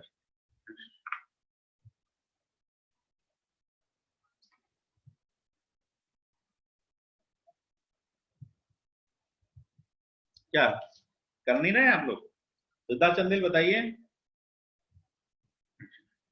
yes sir, 8.8 8.884 है ना, तो मेरी वैल्यू आ गई 8.84। देखो ये हमने न्यूटन में लिया था, ये मिलीमीटर में है, तो ये आंसर आया मेगा पास्कल। तो अब देखो 8.84 हमारे ऑप्शन में है, 4.4 8.87, हाँ ये है ऑप्शन में, तो answer B is correct. Option B is locked over here. बताओ इस क्वेश्चन में क्या था? कुछ नहीं था, फोर्स बाय एरिया ही तो करना था, सिंपल। मोस्ट हैवीली लोडेड, हाँ मोस्ट हैवीली लोडेड तो घुमाने के लिए आपने दे ही दिया है, मोस्ट हैवीली लोडेड से क्या फर्क पड़ेगा डायरेक्ट शियर स्ट्रेस पर, वो तो सभी जगह इक्वल ही रहेगा। चलिए अब इसके अगले क्वेश्चन पे चलते हैं। अब इसका अगला क्वेश्चन क्या है, बस अच्छा देखो, मतलब इसने तो इस क्वेश्चन ने तो कितना मतलब क्वेश्चन देखने में ऐसा लग रहा था कि जाने क्या क्या इसमें यूज हो रहा होगा ब्रैकेट में। और देखो मैंने कितने सारे फॉर्मूले आपको समझाने के लिए लिख दिए हैं, बट आपको ये फॉर्मूले जरूर पता होने चाहिए क्योंकि इसके इसके यूज होते हैं। गेट में आपको ऐसे क्वेश्चन मिलेंगे अभी आगे जिसमें आपको इनके यूज करने पड़ेंगे, है ना। तो बस ये 2-3 फॉर्मूले आप याद रखेंगे तो आपका ये रिवेट का क्वेश्चन या बोल्ट का क्वेश्चन, दोनों में सेम कंसेप्ट चलता है, रिवेट में भी बोल्ट में भी, तो आप बड़े इजीली कर पाएंगे। अब डायरेक्ट शियर स्ट्रेस याद रखिएगा, डायरेक्ट शियर स्ट्रेस तो हर रिवेट पर सेम होता है और उसको हम डायरेक्टली फोर्स बाय एरिया से निकाल सकते हैं, ठीक है। बोल्ट वाले क्वेश्चन भी ऐसे करने हैं? हाँ, बोल्ट और रिवेट का कंसेप्ट सेम है ना। देखो बोल्ट रिवेट भी सर्कुलर होता है, बोल्ट भी सर्कुलर होता है ना। दोनों में अंतर सिर्फ ये होता है कि बोल्ट के अंदर थ्रेडिंग होती है, बोल्ट के अंदर क्या होती है, थ्रेडिंग होती है, लेकिन उसका एरिया तो वही होता है π/4 d स्क्वायर। तो डी की जगह में, हाँ डी की जगह हम dc स्क्वायर ले लेते हैं वहां पे, dc मतलब कोर डायमीटर, ठीक है। बस ये डिफरेंस आता है, बाकी कंसेप्ट यही रहता है, ये फॉर्मूले यही रहते हैं। डायरेक्ट शियर स्ट्रेस ऐसे डिवाइड होता है, ये सब चीजें इसी प्रकार डिवाइड होती है ना। ये मैं बात कर रहा हूँ प्लेन ऑफ शियर की, कई तरह की लोडिंग होती है। तो ये जो लोडिंग है ये कौन सी है, प्लेन ऑफ, जो फोर्स एक्ट कर रहा है वो रिवेट के क्रॉस सेक्शन के प्लेन में एक्ट कर रहा है ना, प्लेन ऑफ क्रॉस सेक्शन में एक्ट कर रहा है। तो उस केस में दोनों के कंसेप्ट सेम है, रिवेट का क्वेश्चन हो चाहे बोल्ट का क्वेश्चन, ठीक है। तो अभी तक हमने देखो 10 क्वेश्चन कर लिए और अभी हमारे पास समय है 10 मिनट और, तो 2 क्वेश्चन अभी और करते हैं। 12 क्वेश्चन आज करेंगे, ठीक है। फिर कल की क्लास होगी, फिर 2 घंटे की क्लास होगी, तो उसमें हम 20 क्वेश्चन करेंगे कल की क्लास, ठीक है। तो ऐसा करने से जब हम सारे टॉपिक कवर कर लेंगे, है ना, जैसे अपने रिवेट का भी कर लेंगे, जब हर टॉपिक के क्वेश्चन हमारे हो जाएंगे तो अब हम फिर इस स्थिति में होंगे कि फिर हम कोई टेस्ट देते हैं, कोई सीरीज अडॉप्ट करते हैं, आप ऑनलाइन सीरीज करते हैं या टेस्ट देते हैं, या गेट कोच का जैसे आप यहाँ पे भी टेस्ट देंगे, तो फिर आप उस स्थिति में होंगे कि हाँ आप किसी भी टॉपिक का क्वेश्चन आएगा तो आप कर लेंगे, है ना। और इससे एक फायदा ये होता है कि देखो कभी तो हम रिवेट की बात करेंगे और जस्ट 5 मिनट बाद हम जो है पता लगा स्प्रिंग की बात कर रहे हैं, और जस्ट 5 मिनट बाद पता लगा हम कपलिंग में घुस गए। तो जब हम डिफरेंट टाइप के क्वेश्चंस में प्रैक्टिस करेंगे 3-4 बार, 4-5 दिन, तो हमारी एक अच्छी प्रिपरेशन हो जाएगी। और पढ़ाई का तरीका भी आप यही रखा करिए, क्योंकि आपने सब कुछ पढ़ रखा है ना। कोर सब्जेक्ट जो गेट में आते हैं वो सब आपने पढ़ लिए हैं, अब तो आपको प्रैक्टिस करनी है। तो आप थोड़े से ऑब्जेक्टिव लेके बैठा करिए, कभी किसी टॉपिक पर काम कर रहे हैं, कभी किसी टॉपिक पर काम कर रहे हैं। फ्रिक्वेंट चेंजिंग, अभी आप जो पढ़ेंगे ना फ्लक्चुएटिंग लोडिंग, तो आप फ्लक्चुएटिंग लोडिंग अपने ऊपर भी अप्लाई करो। कभी तो लोडिंग स्प्रिंग की है, कभी लोडिंग कपलिंग की है, कभी लोडिंग किसी और टॉपिक की है। तो जब आप फ्लक्चुएटिंग लोड से जूझेंगे तो आपकी फिर एंडोरेंस लिमिट निकल के आएगी कि आप गेट में कितनी एंडोरेंस लिमिट रखते हैं। तो अपनी एंडोरेंस लिमिट को थोड़ा सा आप बढ़ा सकते हैं यदि आप इस तरह से प्रैक्टिस करेंगे तो चलिए क्वेश्चन नंबर 11। अब क्वेश्चन नंबर 11 देखिए किस टॉपिक का क्वेश्चन है, a lightly loaded full general bearing. अब ये जनरल बियरिंग का क्वेश्चन है, अभी रोलिंग का हमने किया था लाइफ वाला, ये जनरल बियरिंग का है ना। जनरल बियरिंग को स्लाइडिंग कॉन्टैक्ट बियरिंग भी कहते हैं। तो है जनरल डायमीटर 50, तो जनरल का डायमीटर नोट कर लीजिए 50 millimetre, Bush bore of 50.05 millimetre, ठीक है। तो देखो जैसे कि ये तो जनरल का, ये जनरल का डायमीटर है, जनरल के ऊपर क्या रहता है, बुश रहता है, ठीक है। अब जनरल और बुश इन दोनों के बीच में क्लियरेंस होती है, ये क्लियरेंस है, ये क्लियरेंस है। इसी के अंदर तो हम लुब्रिकेशन वगैरह फिल कर देते हैं फ्रिक्शन को रिड्यूस करने के लिए, तो ये अपना क्लियरेंस है। तो ये अंदर वाली जो डायमेंशन है वो तो 50 है, और जो बाहर वाली डायमेंशन है वो 50.05 है, वो 50.05 है। तो क्लियरेंस कितना हो गया बताइए, 50.05 में से 50 को माइनस कर दो तो आपका क्लियरेंस कितना आ गया, 0.05 mm, ये आपका क्लियरेंस आ गया। तो अब ये कौन सा क्लियरेंस हुआ, डायमेट्रल क्लियरेंस या रेडियल क्लियरेंस, डायमीटर, ये डायमेट्रल क्लियरेंस हुआ। यदि रेडियल क्लियरेंस की जरूरत पड़ेगी तो इसको आधा कर देंगे, नहीं पड़ेगी तो हमारे लिए डायमेट्रल क्लियरेंस ये है ही है, ठीक है। अब आगे बढ़िए question, bush length of 20 mm, length of the bush दे रखी है 20 mm, L20 हो गया, ठीक है, L20 हो गया। अब rotational speed of the general is 1200 RPM, तो रोटेशनल स्पीड भी दे रखी है। रोटेशनल स्पीड को हम ले लेते हैं, suppose let n equal to 1200 RPM, revolutions per minute में दे रखा है। The average viscosity of the liquid lubricant is 0.03 pascal second. Viscosity भी दे रखी है, viscosity is given 0.03 pascal second, 0.03 pascal second. अब देखो पास्कल का मतलब तो न्यूटन पर मीटर स्क्वायर है, पास्कल का मतलब क्या है, न्यूटन पर मीटर स्क्वायर। अब हम डिजाइन में जो ज्यादातर कैलकुलेशन हम करते हैं वो न्यूटन और मिलीमीटर में करते हैं, तो मैं क्या कर रहा हूं, इसको जरा चेंज कर ले रहा हूं, 0.03 इंटू 10 टू द पावर -6, है ना, -6 मैंने कर दिया। तो अब ये क्या बन गया बताइए, मेगा पास्कल सेकेंड। पास्कल को मैंने मेगा पास्कल में चेंज किया तो 10 की पावर 6 से डिवाइड करूंगा, क्योंकि 1 मेगा पास्कल में 10 टू द पावर 6 पास्कल होते हैं। तो ये 10 की पावर -6 से मैंने मल्टीप्लाई कर दिया तो मेगा पास्कल हो गया। अब मेगा पास्कल मुझे सूट करता है, मेगा पास्कल का मतलब होता है न्यूटन पर mm स्क्वायर। तो मेरा फोर्स न्यूटन में आ गया, डायमेंशन मिलीमीटर में आ गया, तो अब मेरी यूनिट कॉम्पेटिबिलिटी हो गई ना। तो इस तरह से आप जरा सा विस्कोसिटी की यूनिट को अपने तरीके से मोल्ड कर लिया करिए कि हमें कौन सी यूनिट में ठीक रहेगा। तो क्वेश्चन में पास्कल सेकंड में दे रखा है, लेकिन मैंने उसे मेगा पास्कल सेकंड में चेंज कर लिया है। मेगा पास्कल में चेंज होते ही फोर्स न्यूटन में हो गया। अब फोर्स की कैलकुलेशन आएगी तो न्यूटन में आ जाएगी, या पुट करनी होगी तो न्यूटन में पुट कर देंगे, और डायमेंशन निकल के आएगी तो मिलीमीटर में आ जाएगी, या पुट करनी होगी तो मिलीमीटर में पुट कर देंगे। That's all. अब आते हैं आगे, विस्कोसिटी हो गई। The power loss in what will be, power loss निकालना है।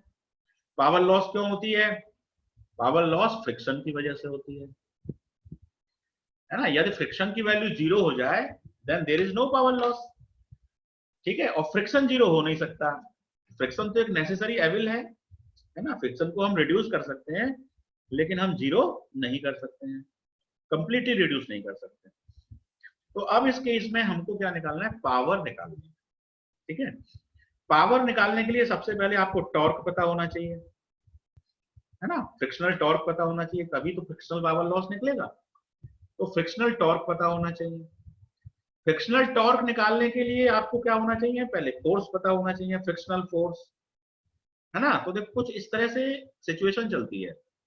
First you should know the frictional force, है ना। आपको सबसे पहले क्या पता होना चाहिए, फोर्स पता होना चाहिए। फोर्स के बाद आप टॉर्क निकाल पाएंगे, टॉर्क के बाद आप पावर लॉस निकाल पाएंगे, है ना।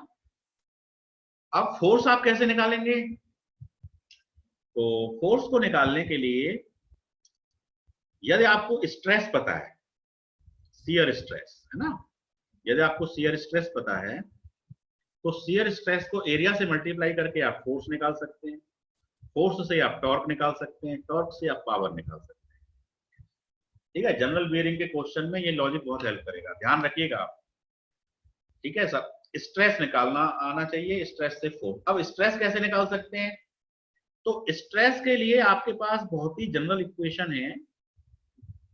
वो एक कौन सी इक्वेशन है जो आप लिखते थे कि tau equal to mu du by D Y, ये लॉ किसने दिया था,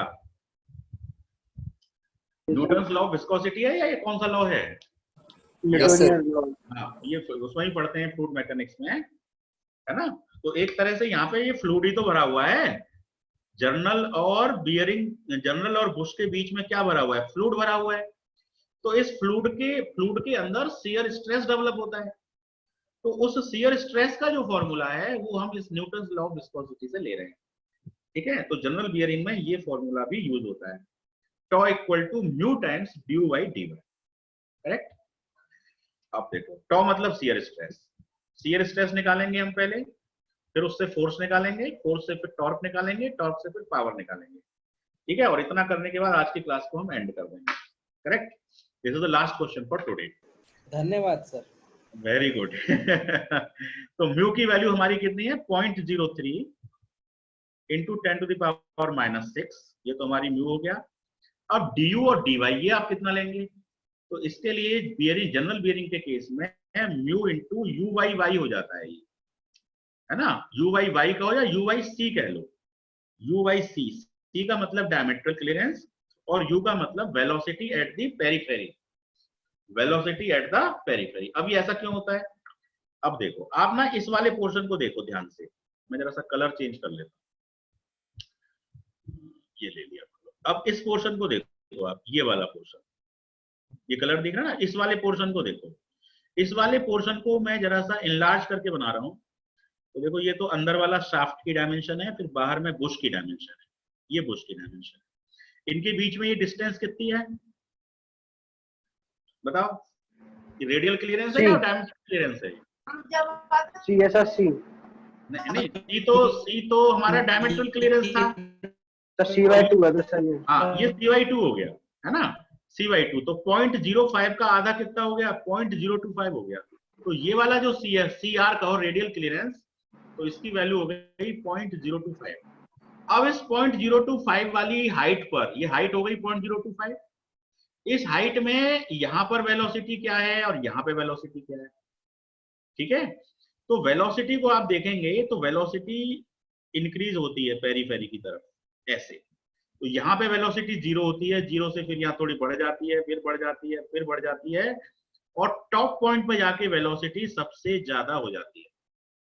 उस वेलोसिटी को हम कहते हैं पेरिफेरल वेलोसिटी, और उस वेलोसिटी को के लिए बहुत सारे फॉर्मूले हैं, जैसे v बोलते हैं कई लोग तो v equal to R omega होता है ना, या u बोलते हैं तो, या v equal to pi dn/60।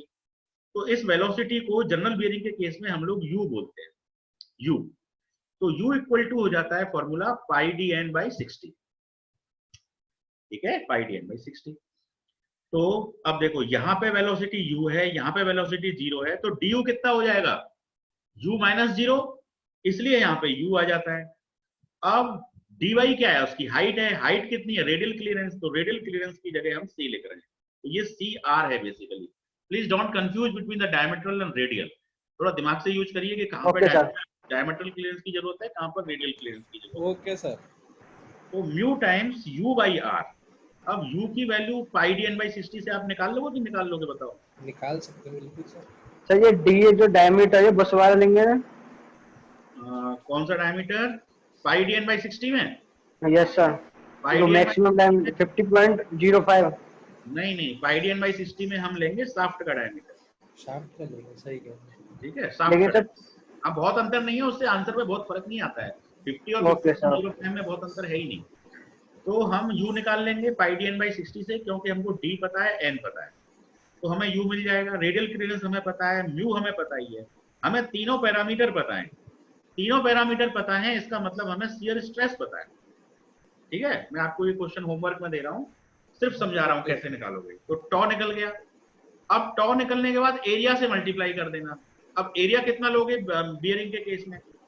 तो बियरिंग के केस में देखो एरिया ऐसे निकलता है, ये आपका शाफ्ट है, शाफ्ट के ऊपर लोड आता है, शाफ्ट को आप बीच में से क्रॉस सेक्शन कट कर दो, तो इस क्रॉस सेक्शन का जो एरिया आता है वो आता है, इसकी लेंथ होती है L और इसका डायमीटर होता है D, तो इसका जो प्रोजेक्टेड एरिया आता है, एरिया प्रोजेक्टेड एरिया DL आता है। जनरल बियरिंग के केस में एरिया आप कितना लेंगे? DL, ध्यान रखिएगा DL एरिया लेना है। पाई आर स्क्वायर ले लेते हैं लोग कई बार, pi by 4 d square, no. So DL is available to you, तो आपको F मिल जाएगा। F निकलने के बाद रेडियस से मल्टीप्लाई करो तो टॉर्क आ जाएगा। रेडियस कितनी है? 50 का आधा 25, टॉर्क आ जाएगा। टॉर्क के बाद में पावर निकालने में कोई प्रॉब्लम ही नहीं है। पावर का फॉर्मूला क्या होता है? Simple, power is given by 2 pi nt divided by 60 into 10 to the power 6 kilowatt में आंसर आ जाएगा सीधा सीधा, 2 पाई nt। अब t क्या है? टॉर्क, टॉर्क हम निकाल चुके हैं, तो टॉर्क निकलती हमारी पावर आ जाएगी। तो दिस इज द प्रोसेस, कर लेंगे आप लोग।